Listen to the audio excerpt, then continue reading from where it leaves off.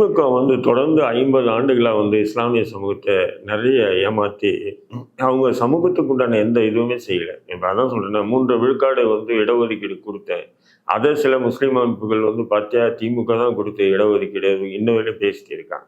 10% மேல இருக்கக்கூடிய ஒரு ஒரு சமூகத்துக்கு 3% குடுத்துட்டு, இவ்வளவுதான் நீ இருக்க அப்படின்னு சொல்லிட்டு, இந்த அடிப்படையில தான் நீ என்கிட்ட எம்எல்ஏ சீட்டு கேட்கணும்.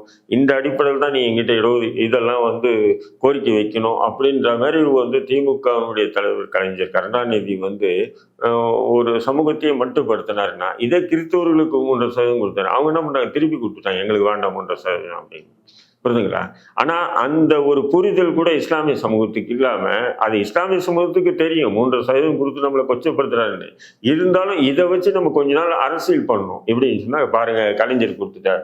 பாருங்க கலைஞர் குடுத்துட்டார். அதுக்கு ஒரு மாநாடு. அந்த மாநாட்டுக்கு உண்டான நிதி திமுக குடுக்குது.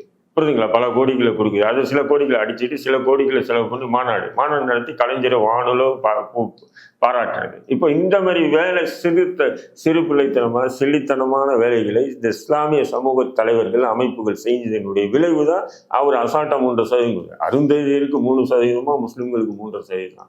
அருந்ததிய மக்களோடவா இஸ்லாமியர்கள் குறைவா இருக்காங்க?